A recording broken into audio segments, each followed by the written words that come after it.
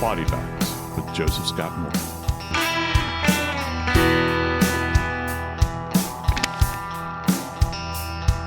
Everybody has a story. It goes without saying, or as a friend of mine was oft heard to repeat, everybody's got somebody done somebody wrong song story is what he used to say. And we do. We all think that ours trumps the next one. But everybody's story is their own. Today, Brother Dave and I are going to talk about an interesting case, or should I say cases, that have popped up on our radar over the past week. And the reason it's interesting is that it involves a fellow who's up in age, and over the course of his 86 years on this earth, he's been married not once, not twice, not three, but 5 times. Now, 4 of those wives are deceased. But I'm very interested in 2 in particular that now, after many, many years, the police seem to have an interest in as well. This story will blow your mind. And hey, it even involves an exhumation. I'm Joseph Scott Morgan, and this is Body Bags. Dave, I got to tell you, Brother Dave, there's something about, it's really weird. I'm going to give you a little insight into my crazy mind here. Uh-oh. All right. Uh-oh. Yeah, I know, right? I would particularly get excited when I was asked to assist in exhumations. And it's a weird thing. It almost feels like, and I'm talking about from an intellectual, investigative, scientific perspective, kind of felt like Christmas morning to me. And I know that's weird because, Morgan, how in the world can you think of, but just think about this. You have cause, right? And we talk about cause, right? What's the motivation behind things? And this ain't acting class. What's your motivation? No, motivation is investigators, DA, whoever it is, has come into information that they have presented before a judge, and that judge says, okay, yeah, I'm digging on your vibe here. Right. I see what you're doing. I'm actually going to order an exhumation, which is something they don't like to do. So when I would get involved in these things, I like the process of seeing a grave opened, Right. and then having to transport the body. And then this is the weird part. Really? Now we're going to get weird? Now we're going to get weird. Here Are you was. ready? Okay. All right, fine. Let's get weird. Flipping those locks on that casket lid and pushing that thing up, and then looking at all that remains before you. And you really wonder, because in the immediate, you can make an assessment about things relative to, has there been any kind of water intrusion? How good a job did the mortuary staff do all those years ago? How were they dressed? So, yeah, I mean, again, I'm a big fan of the History Guy on YouTube, and he always says every great story involves a pirate. And in my case, for me, every good story involves a mystery that can be solved through science, Dave. Okay.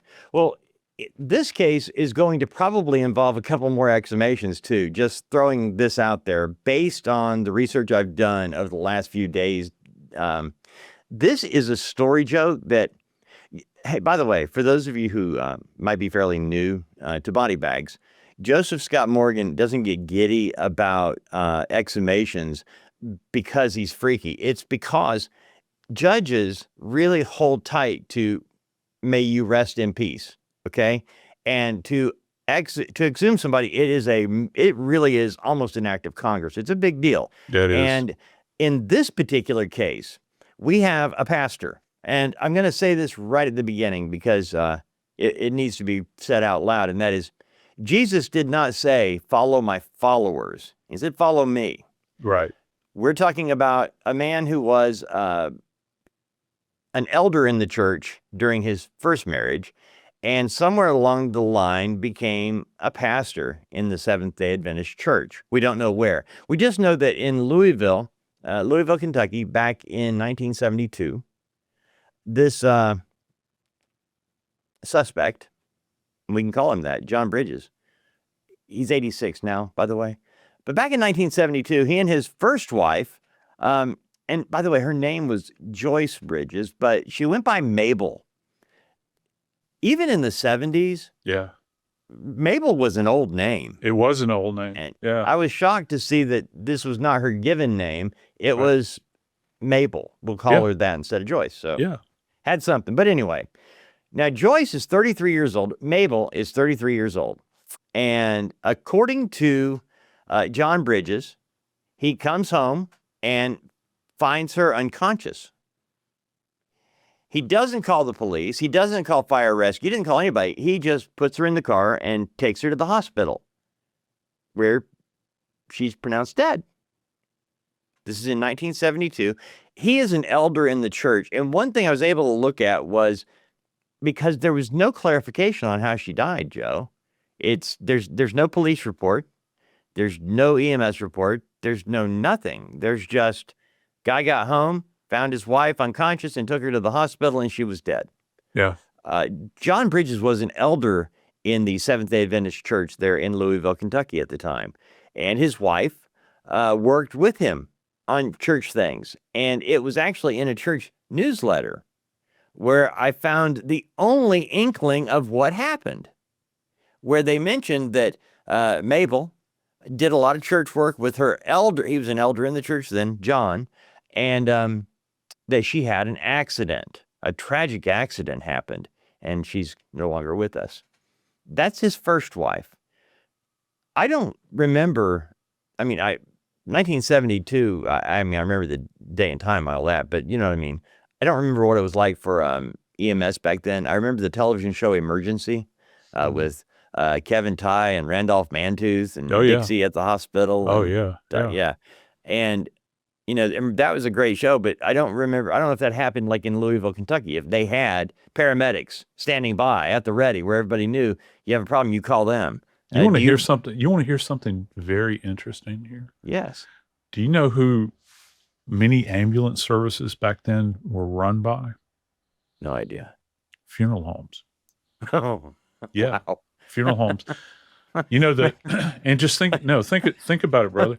Joe, I'm just thinking, got a funeral home that's kind of in financial difficulty, and they go to pick up a guy in an ambulance. He just broke his leg. All things to all that's people. a pretty bad break. It's like, Well, just listen. don't go to the hospital. Go ahead and take him to the funeral home. We'll take care of the rest. Well, hey, We need the money. you'd be really surprised the utility that funeral homes have. And think about, back in the day, back in the 60s, what did those ambulances look like? Station wagon hearses. They did. It was. I think it's the same frame, Wow. right? Yeah. I had a buddy of mine in college that had. I think Ghostbusters. Yeah, and like Ghostbusters, and it was not Wow. uncommon to find those vehicles that were out there being used. I got another story for you about funeral homes relative to this. Years ago, the coroner in Clayton County, Georgia, got hooked up on federal charges because he not only he was a funeral director that was the coroner for Clayton. And if you don't know Clayton County, Georgia, it's a big county. Okay. Densely populated. It's where the airport is. It's where the Atlanta airport is. South of Atlanta, then. Yeah, south of Atlanta. So not only did he have a funeral home business and he was the local coroner, my man had a non-emergency medical transport system that got paid from the feds to take patients like to their appointments. And there was some funny Wow. business going on with the books relative to, Wow. getting like Medicare, Medicaid Right. money, for the sort. Sure. So you think about a funeral home back then, or Wow. an emergency system. How was it set up? Yeah. The 9/11 system was still years away. By the way, Mm. interesting fact, I think the first 9/11 call ever placed was in the state of Alabama. I think I've heard that before. Hmm. But that system was not in place yet. Right. And so you had, So is it normal for people to just load up somebody that was yeah, unconscious and take them to the yeah. And hospital? it's, look, brother, it still happens today. Well, you can have two things that'll happen. You can have events where you'll have a ramp, what they refer to as a ramp dump, where somebody's involved in something they shouldn't be involved in, and somebody goes unconscious or they get traumatized. You'll have somebody who'll pull up in a car and just open the door and push them out. At least they went to the hospital. Then you'll have civilians that show up and they'll say, my mother's having trouble breathing. She's got chest pains, this sort of thing. She's in the car, and you go running out. Then you have cops. You have cops that they'll just throw somebody because they know time is of the essence, and they're going to blast off like that. So I find it interesting in this particular case, he transports her to the hospital, Right. but in the newsletter, repeat what you said, brother. They said it was a tragic. It was, yeah, well, I think in the church newsletter, when they were talking about her passing, Yeah. I think the tragic part was that she was an active member of their church and was married to an elder in the church. I think that's what they meant by tragic, that there was an accident, a fatal accident. That's how it alluded to an accident, but that's it. And that's in a church newsletter. I mean, she could have been sick from the flu, and it was, it could have been any number of things. They just happened to call it an accident. And that actually plays into the next part of the story because, see, I couldn't find anything on Mabel Bridges. Again, you got a 33-year-old woman in 1972 who you just don't expect somebody that young to die. Now, I don't know if it was different that long ago, but in this particular case, that happened on July 5th, 1972. Okay. Gotcha. Now, I want you to fast forward almost to the day to 1993. Okay? You with me? I'm with you, brother. 21 years later, on July 2nd, 1993, Astrid Bridges, 45 years old, in Gresham, Oregon. She is the second wife of John Bridges, who is now working as a pastor in the church in Gresham, Oregon, which is outside of Portland. In this case, she reportedly fell from a ladder. John found her and took her inside. He wasn't home when it happened, apparently, but he found her, took her inside, and in that case, they did call police, but she was dead at 45, and they just ruled it as an accident, Joe. Now, if there was any suspicion, they overcame it fairly quickly. There was no real investigation. By the way, this is coming from neighbors and historical significance that it's been how many years since 1993, Right. Yeah. And we're talking about this today because the case just got opened up. So I think the neighbor was right. There was not a lot of investigation done in 1993. With regard to Astrid Bridges. Now, I wrote this down because I wanted to make sure that I was specific on this, okay? She died after reportedly falling from a ladder outside the couple's home. First ruled the death an accident. Gresham, Oregon police have now reclassified the death as a homicide. This isn't happening right now, Joe. Here we are in August of 2026. This happened in July of 93. And hers has been classified homicide. But Joe, pull back the Wayback Machine. Because Mabel died in 1972. No investigation, no police reports, no EMS, no nothing. Just taken to the hospital by her husband where she was declared dead. Something happened in 2015. And police in Louisville, Kentucky, they got some information. And it was they won't tell us what it is, but Joseph Scott Morgan, the information that the Louisville Police Department got about the death of Mabel Bridges in 1972, by 2015, it was enough for a judge to rule, open it up. We're going to have to take a second look at Mabel and see what happened. And you know what they did, Joe? They got her body out of the ground.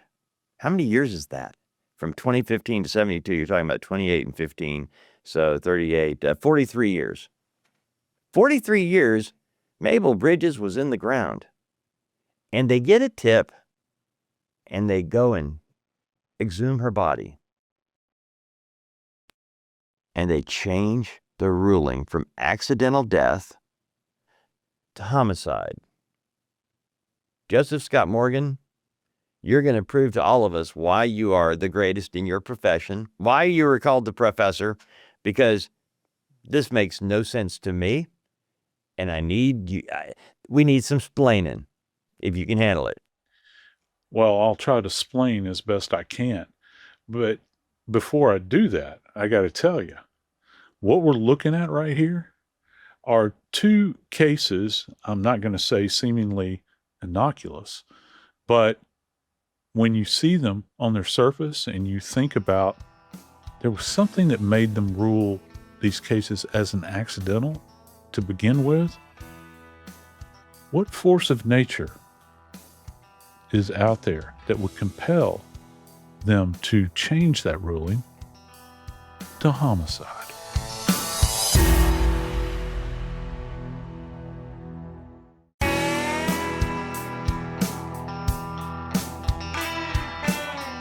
Exhumations are curious things.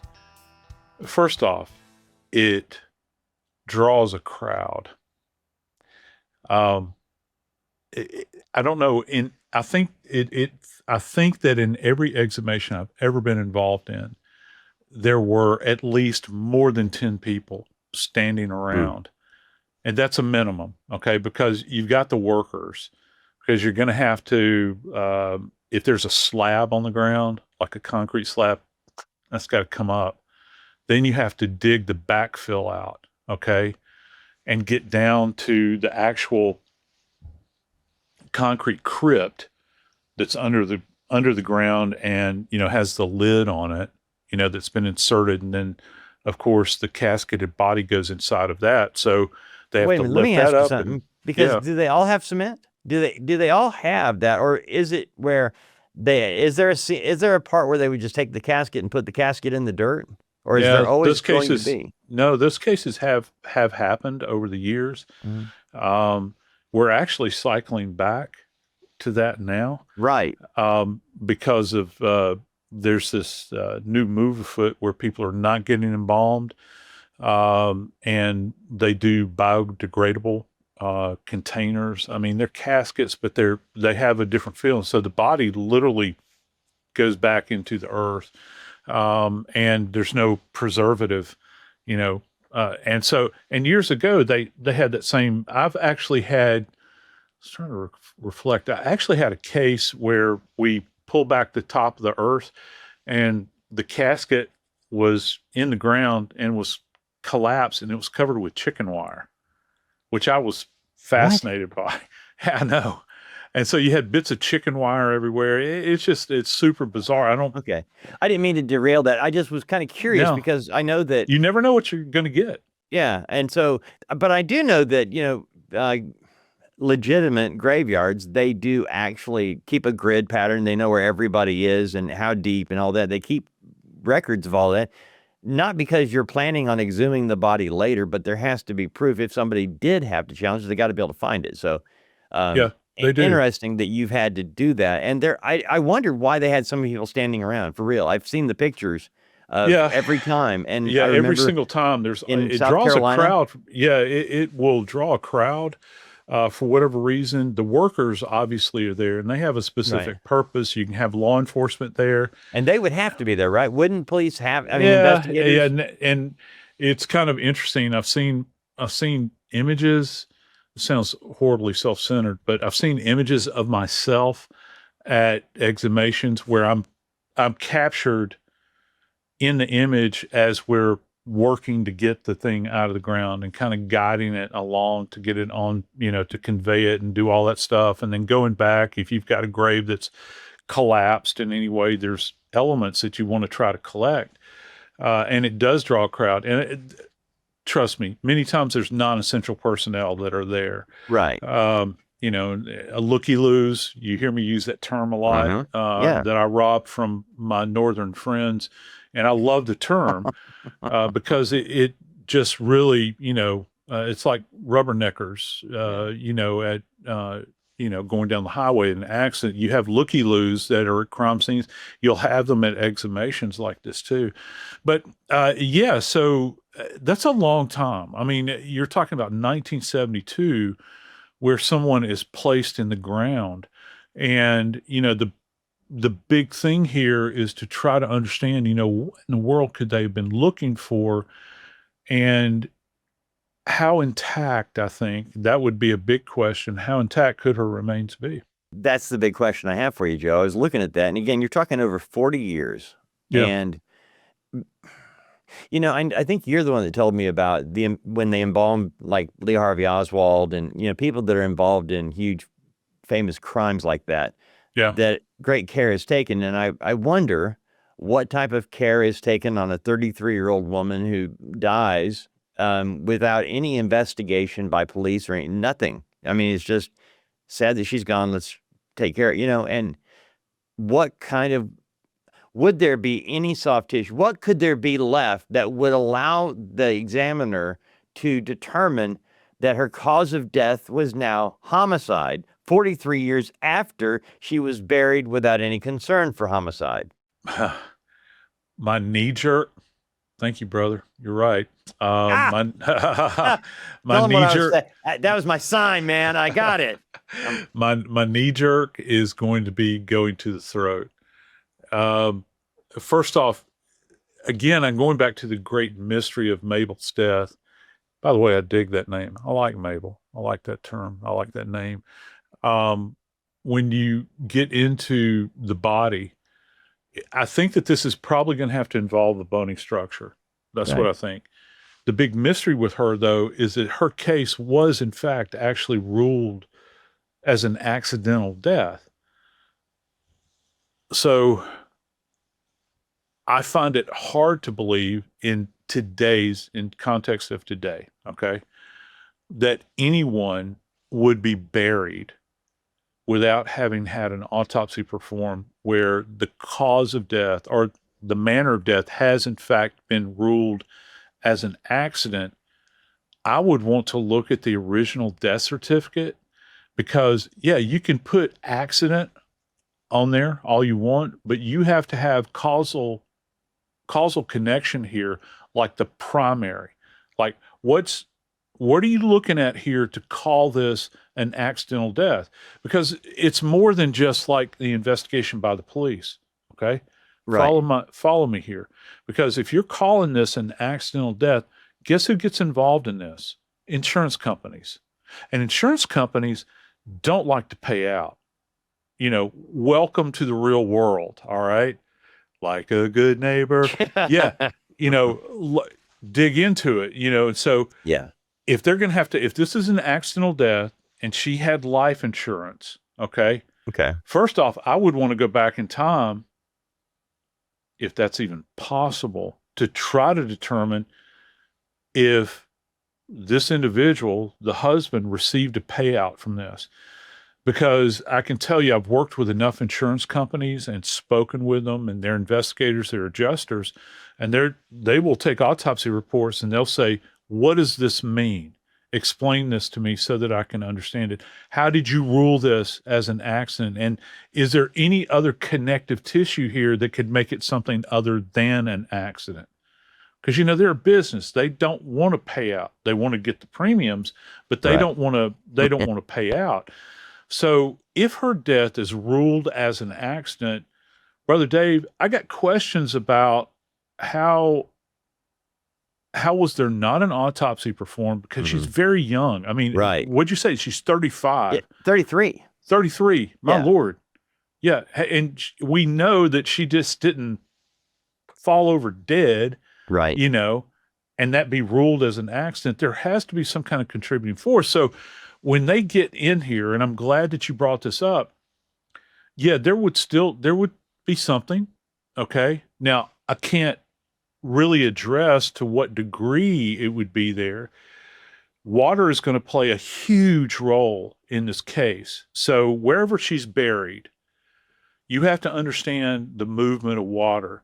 Louisville it's not up in the mountains. Okay. Louisville is like near, what is it, the Ohio River or whatever. They get flooding in that area.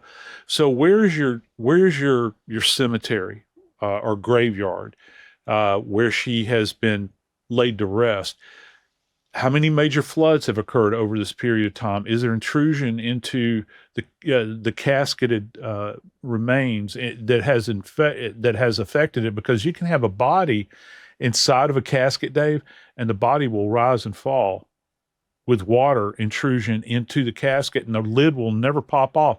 They'll just go up and down. Oh my goodness. They might lay in there and float until the water eventually drains out. Isn't that kind of disgusting, to think about that? I kind of think about that happening in and around New Orleans, Well, yeah, that's why we bury our dead above ground. But even, if you look at Katrina, right? There's not enough mausoleums you could stack. Yeah. I mean, you could have one that's way, way up in the air. You're going to get water, okay? And not to mention the harsh conditions with all of that. But back to this case, was she floating in there? And what else was left? Because water is one of the most destructive forces on the face of the planet. I don't have to tell anybody that. And it's not just rushing water. It's the exposure to an aquatic environment. So that would be a big question for me. So what could be left? The upside is if she's casketed and also inside of a crypt that's in the ground, you've got containment. So you pointed to your throat. I got to ask you, what element of the throat are you thinking of? The hyoid bone. That little bone that we talk about every time there's any kind of a strangling. That's a hanging curveball, man. That's you lost why, it. Because I'm looking at this and I'm thinking, Yeah. okay, but you know what? There's something that really gets me because look, man, after 43 years, Yeah. to exhume this body, that again, a very big deal. And even bigger when you come up with, well, yeah, we're going to change this ruling, from accident to homicide now. 43 years after the fact, we're calling it a homicide. Yeah.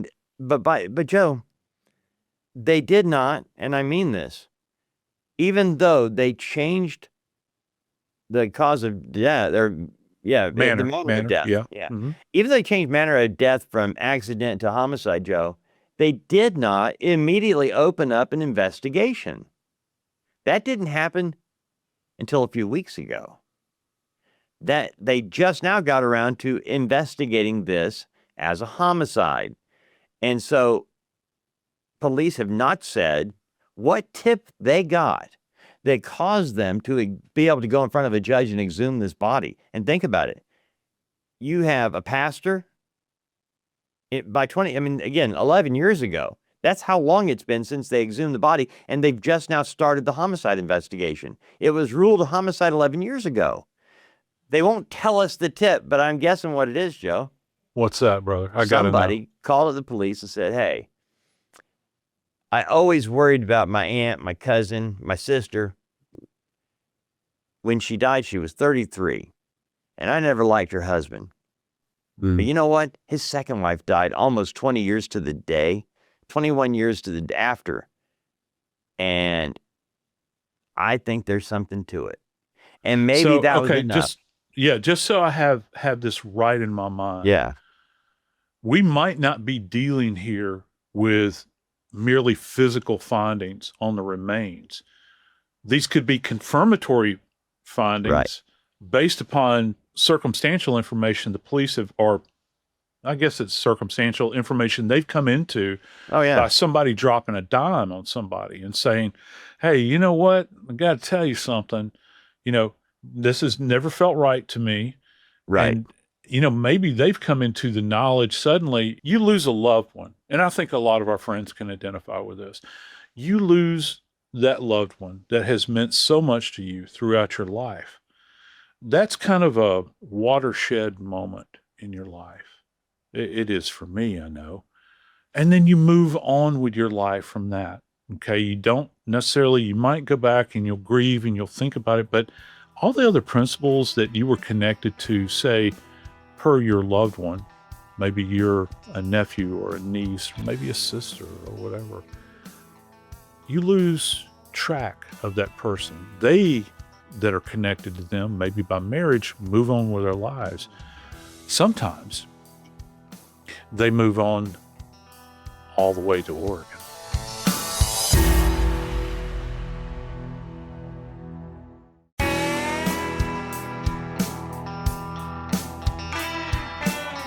Dave, Mack, I was thinking about what else could they have found with Mabel.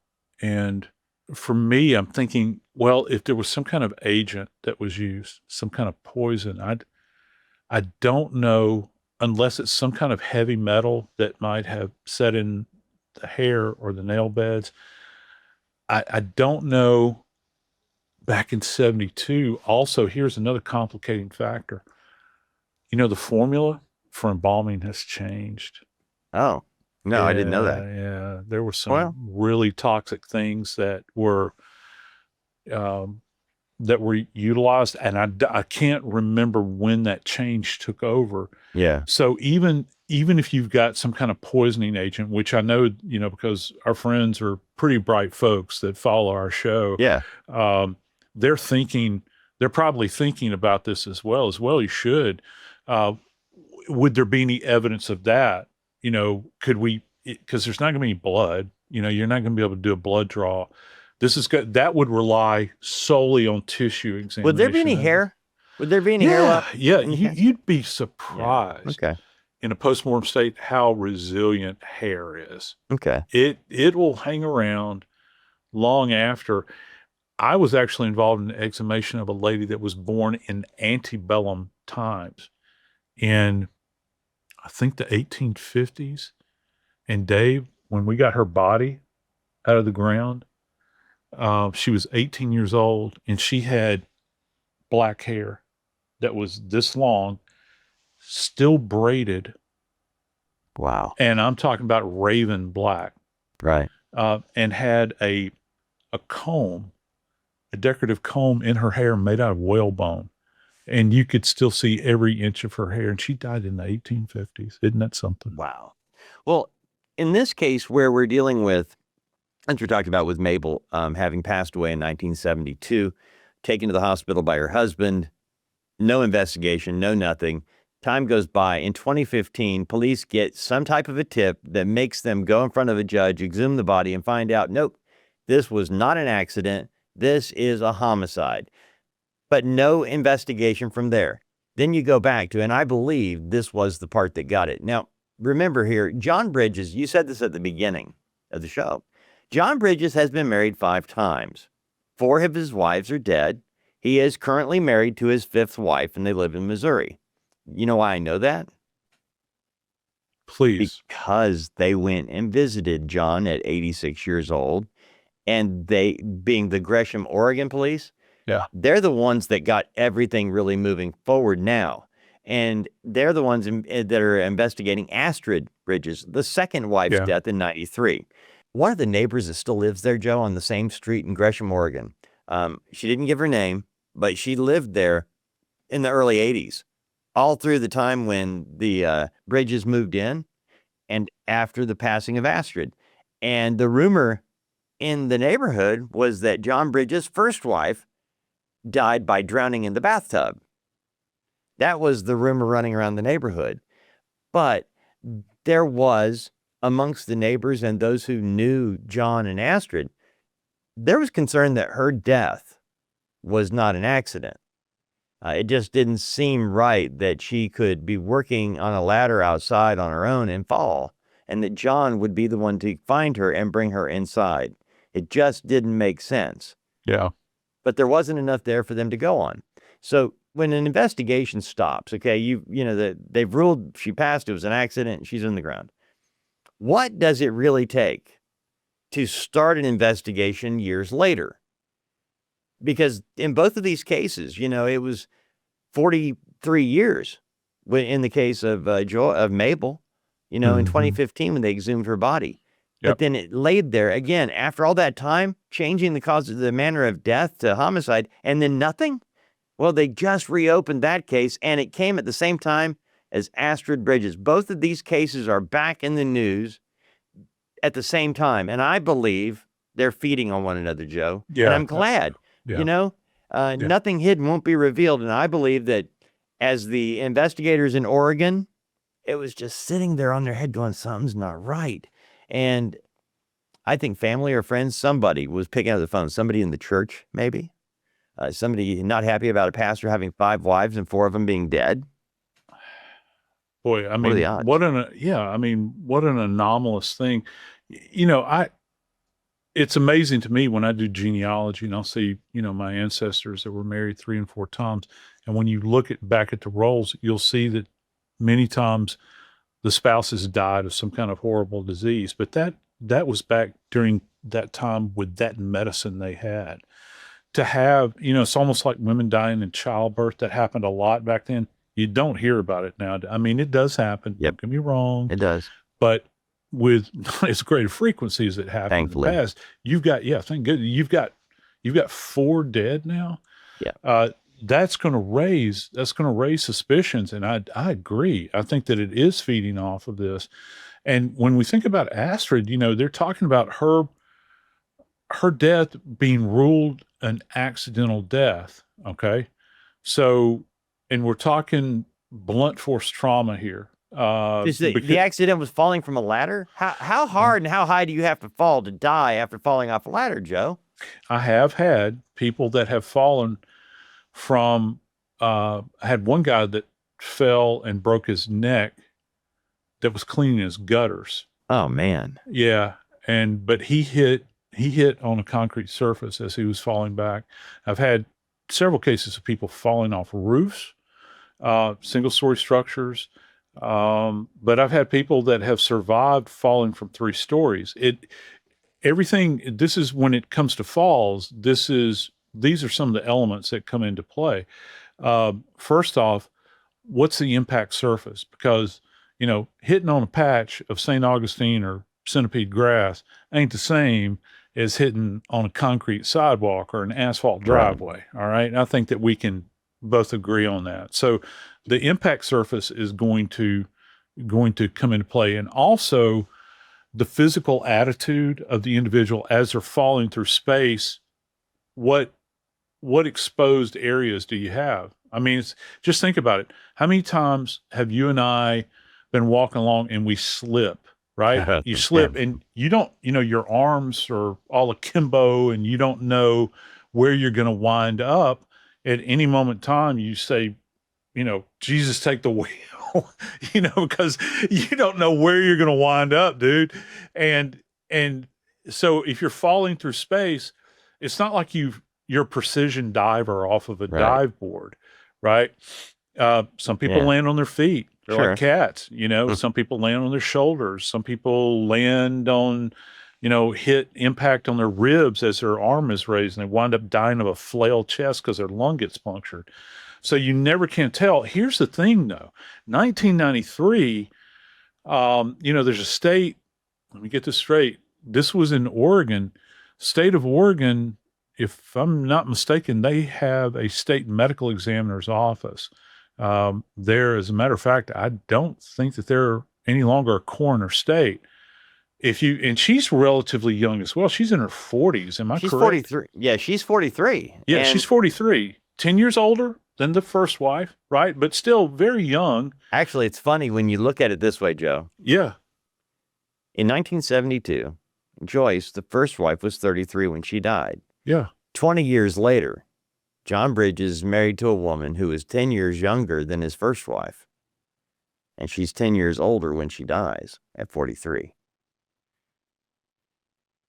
Both happened the first week of July and separated by 21 years, 72 to 93. Holy smokes. Now, whereas in the first case of Joyce, we did have the exhumation where a tip, again, they won't tell us who, what, when, where with the tip. Just, we got a tip.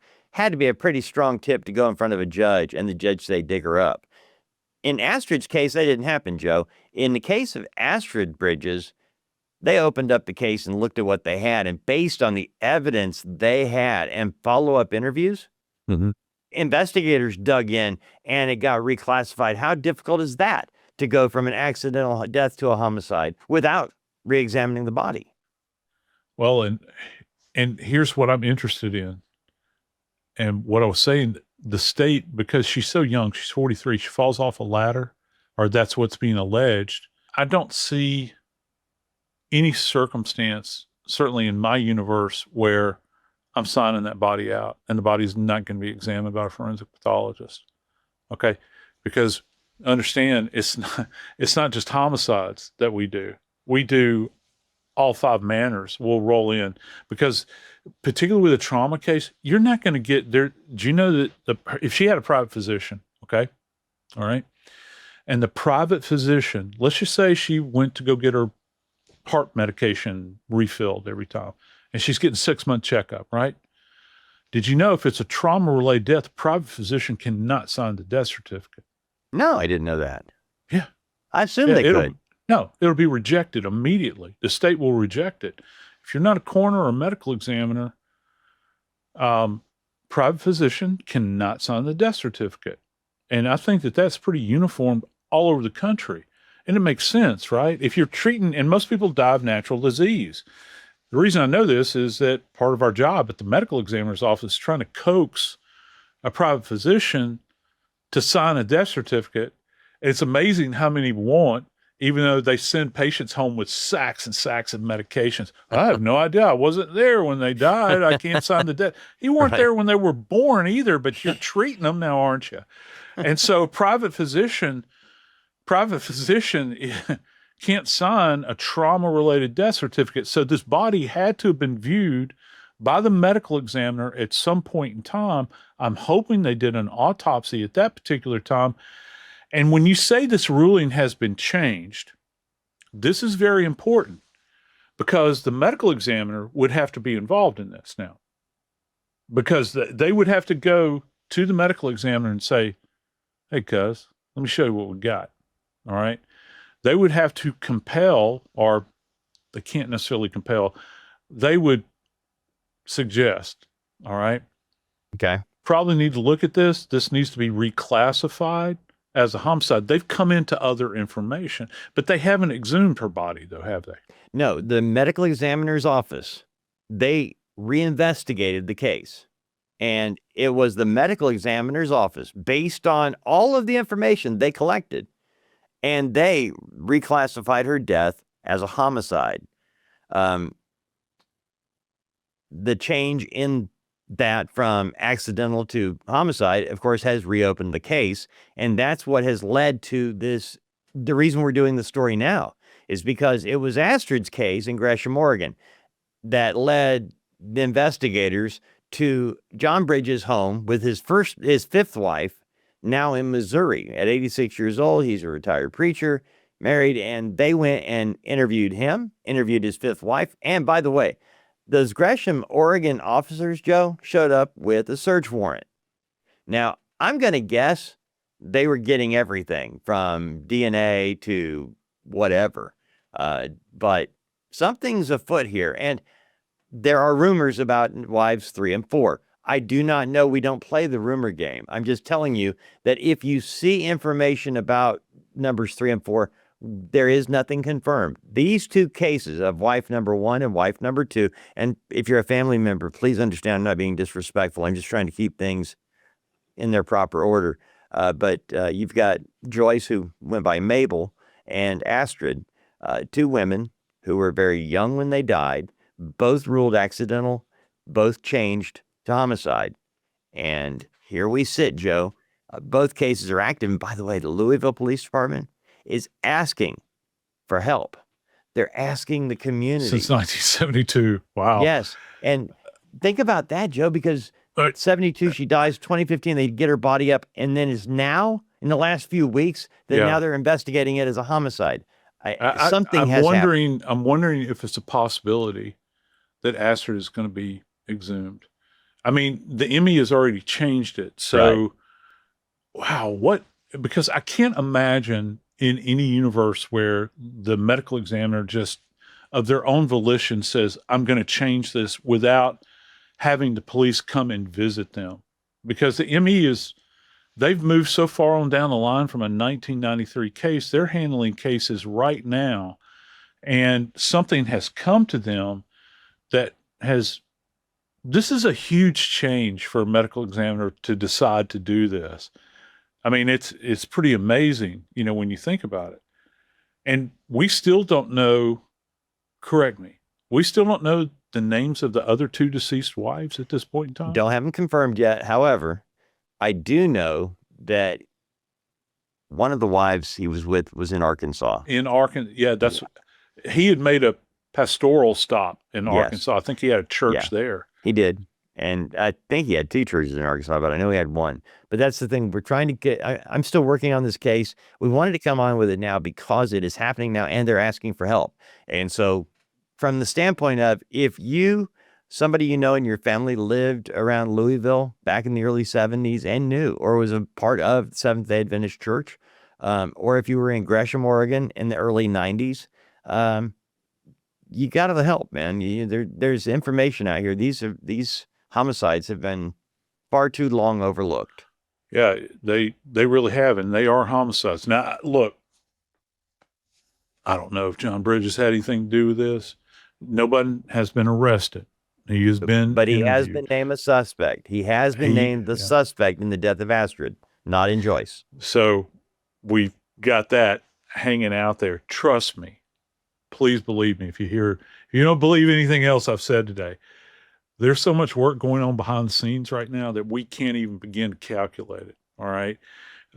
Because you've got Louisville in play, you've got Oregon in play, and I bet you dollars to donuts that folks in Arkansas have felt the heat being turned up on them. They're going to be doing a deep dive in that coroner state of Arkansas, and they're going to be going back and looking at records there and seeing if there was anything else that was suspicious.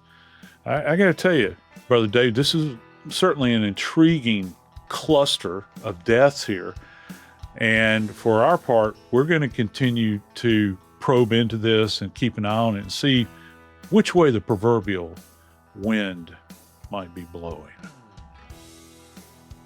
I'm Joseph Scott Morgan, and this is Body Bags.